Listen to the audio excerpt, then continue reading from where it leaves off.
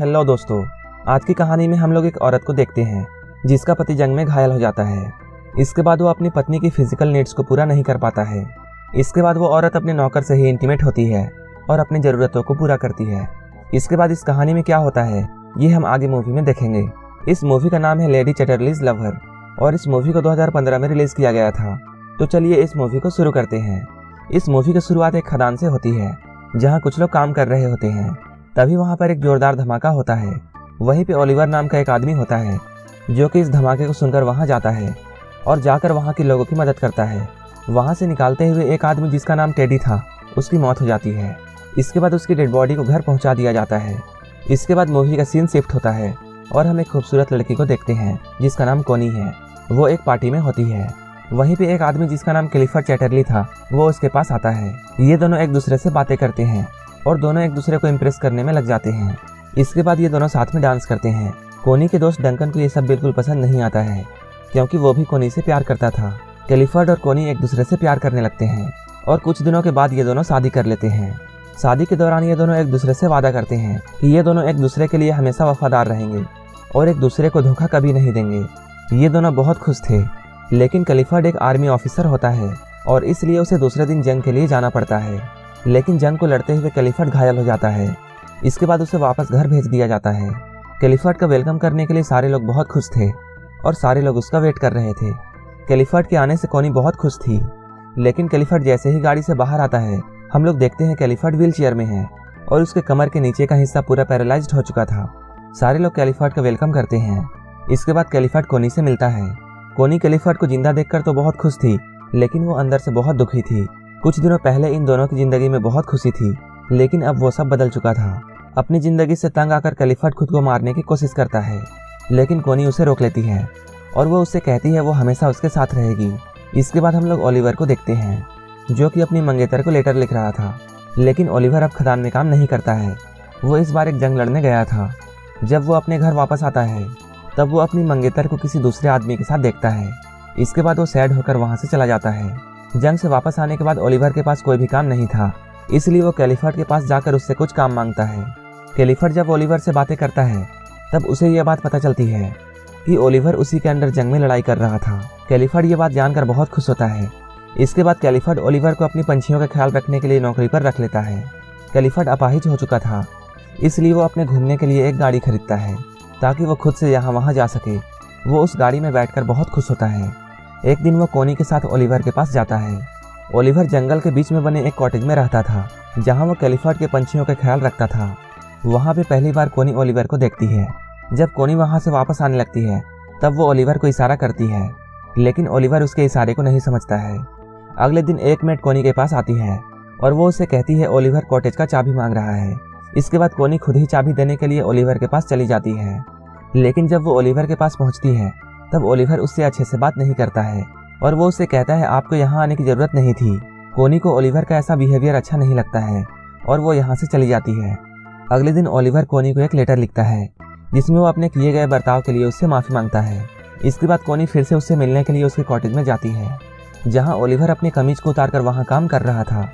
कोनी उसके खुले हुए बदन को देखती है और वो मुस्कुराने लगती है और वो उसे छुपकर देखने लगती है। कोनी अब खुद में कंट्रोल नहीं कर पा रही थी। इसके बाद वो ओलिवर के पास जाती है, लेकिन तभी ओलिवर उसे देख लेता है और जल्दी से अपनी कमीज पहन लेता है क्योंकि कोनी उसके बॉस की वाइफ थी, इसलिए वो कोनी की बहुत इज्जत करता था। कोनी ओलिवर से बातें करती है और वो उसे बताती है अब वो हर रोज़ यहाँ पेंटिंग करने के लिए आएगी। तब ओलिवर उससे बोलता है मैं इस जगह को आपके लिए बिल्कुल साफ कर दूंगा और मैं किसी दूसरी जगह चला जाऊँगा। कोनी उससे बोलती है तुम्हें यहाँ से जाने की ज़रूरत नहीं है और तुम्हें मुझसे भागने की भी ज़रूरत नहीं है। कोनी ओलिवर से फिर से बहुत गुस्सा हो जाती है और वो यहाँ से जाने लगती है, लेकिन तभी जोरों की बारिश शुरू हो जाती है और उसे ओलिवर के साथ कॉटेज में ही रुकना पड़ता है। इसके बाद ओलिवर कॉटेज में आग जलाता है और ये दोनों खुद को आग से गर्म करने लगते हैं। तभी ओलिवर वहाँ से उठकर दूर चला जाता है क्योंकि ओलिवर ये बात समझ चुका था कि कोनी क्या चाहती है। कोनी उससे खुलकर पूछती है तुम मुझसे दूर क्यों भागते हो। ओलिवर उससे बोलता है मैं तुमसे दूर नहीं भाग रहा हूँ, लेकिन अगर हमारे बारे में क्लिफर्ड को पता चल गया तब मेरी नौकरी चली जाएगी। कोनी ओलिवर के पास आने की कोशिश करती है, लेकिन ओलिवर के दूर जाने से कोनी ऐसा नहीं कर पाती है। इसके बाद वो सैड होकर अपने घर लौट जाती है। एक दिन क्लिफर्ड और कोनी घूम रहे होते हैं। तभी कोनी बातों बातों में क्लिफर्ड से ये बोलती है इस बात का मुझे बहुत अफसोस है कि हमारा कोई भी बच्चा नहीं है। कैलिफर्ड उससे बोलता है, मैं अपने शरीर को ठीक करने की बहुत कोशिश कर रहा हूँ। कैलिफर्ड अपने शरीर में बिजली के झटके देता है ताकि उसका शरीर जल्दी से ठीक हो जाए। इन झटकों की वजह से वो बहुत चिल्लाता है। कैलिफर्ड का दर्द कोनी नहीं देख पाती है। इसके बाद वो कैलिफर्ड के पास जाकर उसे रोकती है। कैलिफर्ड अपने शरीर को ठीक नहीं कर पा रहा था और इसलिए वो बहुत उदास था। अगले दिन फिर से कोनी जंगल में जाती है और वो अपनी डायरी लिखने लगती है। तभी उसे ओलिवर दिखाई देता है।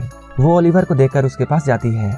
वहाँ जाकर वो छोटे चूजों को देखती है और उन्हें देखकर वो रोने लगती है। उन प्यारे चूजों को देखकर उसे ऐसा लगता है जैसे काश उसका भी एक बच्चा होता।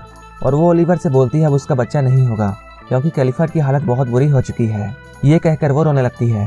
तभी ओलिवर उसके पास आता है और उसे गले से लगा लेता है। अब ओलिवर भी कोनी को पसंद करता था। इसके बाद वो कोनी को अपने कॉटेज के अंदर ले जाता है और ये दोनों यहीं पर इंटीमेट होते हैं। कोनी दिन भर ओलिवर के साथ रहती है, लेकिन जैसे ही शाम होने वाली होती है ओलिवर उसे घर छोड़ने के लिए उसके साथ जाता है। जाते हुए कोनी उससे पूछती है, तुमने आज जो भी किया है क्या तुम्हें इस बात का पछतावा है? ओलिवर उससे बोलता है, मुझे कोई भी पछतावा नहीं है क्योंकि मैं तुमसे प्यार करता हूँ और तुम अब मेरी हो। उसी रात जोरों की बारिश होती है और जोरों से बिजलियां कड़कने लगती हैं। कॉटेज में ओलिवर को कोनी की बहुत याद आती है और वो कोनी की याद में बहुत शराब पीने लगता है। इधर कोनी का हाल भी बुरा था, वो भी ओलिवर की याद में नहीं सो पा रही थी। इसके बाद वो ओलिवर के कॉटेज की तरफ देखती है जहाँ उसे एक रोशनी दिखाई देती है। इसके बाद वो अपने आप को नहीं रोक पाती है और वो रात में ही ओलिवर के कॉटेज की तरफ चली जाती है। वहाँ जाते हुए कोनी को एक मेड देख लेती है। कोनी जब ओलिवर के पास पहुँचती है तब ओलिवर उससे बताता है, मुझे तुम्हारी बहुत याद आ रही थी लेकिन मुझे यकीन नहीं था कि तुम मुझसे मिलने के लिए यहाँ आओगी। कोनी उससे बोलती है, मैं तुम्हें कभी अकेला नहीं छोड़ूंगी। इसके बाद ये दोनों फिर से इंटीमेट होते हैं। कुछ दिनों बाद कैलिफर्ड के घर में एक पार्टी होती है जहाँ कोनी का दोस्त डंकन भी आया था। कैलिफर्ड देखता है कोनी और डंकन साथ में डांस कर रहे हैं। कैलिफर्ड को ये देखकर अच्छा नहीं लगता है। अगले दिन कैलिफर्ड और कोनी जब बैठे होते हैं तब कैलिफर्ड उससे बोलता है, तुम्हारे लिए अपने पति की खुशी से ज़्यादा इम्पोर्टेंट एक बच्चा पैदा करना है। कोनी हमेशा से एक बच्चा चाहती थी, इसलिए कैलिफर्ड को ऐसा लगता था वो बच्चा पाने के लिए डंकन के नज़दीक जा रही है। कोनी को इस बात से बहुत गुस्सा आता है और वो यहाँ से चली जाती है। तभी कैलिफर्ड कोनी से ये बोलता है, उसे कोई भी फर्क नहीं पड़ता है, तुम किसी से भी बच्चा पैदा करो लेकिन वो बच्चा मेरा होगा। कोनी कैलिफर्ड से गुस्सा होकर ओलिवर के पास चली जाती है और ये दोनों फिर से इंटीमेट होते हैं। एक दिन कोनी को ये बात पता चलती है कि वो प्रेग्नेंट है और वो जाकर कैलिफर्ड को ये बात बताती है। कैलिफर्ड ये सुनकर बहुत खुश होता है क्योंकि उसी ने कोनी को किसी और से बच्चा पैदा करने के लिए बोला था। कैलिफर्ड कोनी से उस आदमी का नाम पूछता है लेकिन कोनी उस आदमी का नाम उसे नहीं बताती है। एक दिन कैलिफर्ड ओलिवर से मिलने के लिए जा रहा होता है और वो कोनी को भी अपने साथ चलने के लिए बोलता है। इसके बाद ये दोनों ओलिवर के पास जाने लगते हैं, लेकिन तभी ओलिवर पीछे से आता है और वो कोनी को किस करने लगता है। ये दोनों ऐसा कर ही रहे होते हैं तभी कैलिफर्ड कोनी को अपने साथ आने के लिए आवाज़ देता है। कैलिफर्ड की गाड़ी कीचड़ में फंस जाती है। तभी ओलिवर वहाँ आता है, लेकिन इस गाड़ी को धक्का देते हुए ओलिवर जोर जोर से खांसने लगता है क्योंकि खदान में काम करने के दौरान ओलिवर के लंग्स खराब हो गए थे।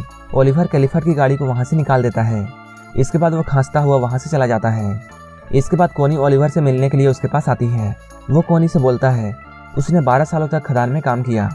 इसके बाद उसे जंग लड़ने के लिए भेज दिया गया और वो उससे यह भी कहता है, मेरी लाइफ तुम्हारी तरह नहीं है, इसलिए अब तुम कैलिफर्ड के पास चली जाओ क्योंकि उसके साथ तुम एक अच्छी ज़िंदगी जी सकती हो। एक दिन कोनी की मेड जिसका नाम मिस बोल्टन है वो ओलिवर के कॉटेज में आती है। वहाँ उसे कोनी की डायरी मिलती है। उस डायरी को देखकर उसे समझ में आ जाता है कोनी के पेट में जो बच्चा है वो ओलिवर का है।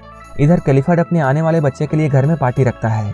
तभी वहाँ पर मिस बोल्टन आती है और वो यहाँ आकर कैलिफर्ड को ये बात बता देती है कोनी के पेट में जो बच्चा है वो ओलिवर का है। इसके बाद कोनी जब कैलिफर्ड से मिलती है, कैलिफर्ड कोनी से बहुत गुस्सा होता है।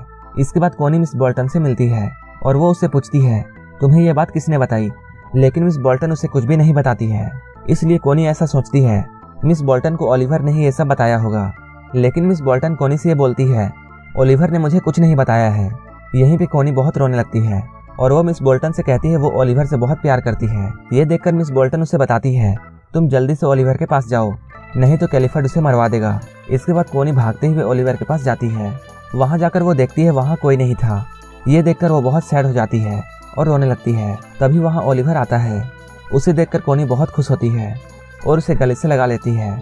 इसके बाद कोनी कैलिफर्ड से डिवोर्स मांगती है, लेकिन कैलिफर्ड उसे डिवोर्स देने से मना कर देता है और वो ओलिवर को यहाँ बुलाने के लिए कहता है। जब ओलिवर यहाँ आता है तब कैलिफर्ड की उससे बहस होने लगती है। इसके बाद ओलिवर और कोनी इस घर को छोड़कर चले जाते हैं। जब वो लोग जा रहे होते हैं तब कैलिफर्ट कोनी को डिवोर्स देने के लिए तैयार हो जाता है। इसके बाद कोनी और ओलिवर कैलिफर्ट से बहुत दूर चले जाते हैं और अब ये दोनों एक दूसरे के साथ बहुत खुश रहते हैं और यहीं पर यह मूवी खत्म हो जाती है। अगर आपको ये मूवी अच्छी लगी हो तो एक लाइक ज़रूर कर देना और ऐसे ही मूवीज़ के लिए मेरे चैनल को ज़रूर सब्सक्राइब कर लेना। तो मिलते हैं हमारे नेक्स्ट वीडियो में।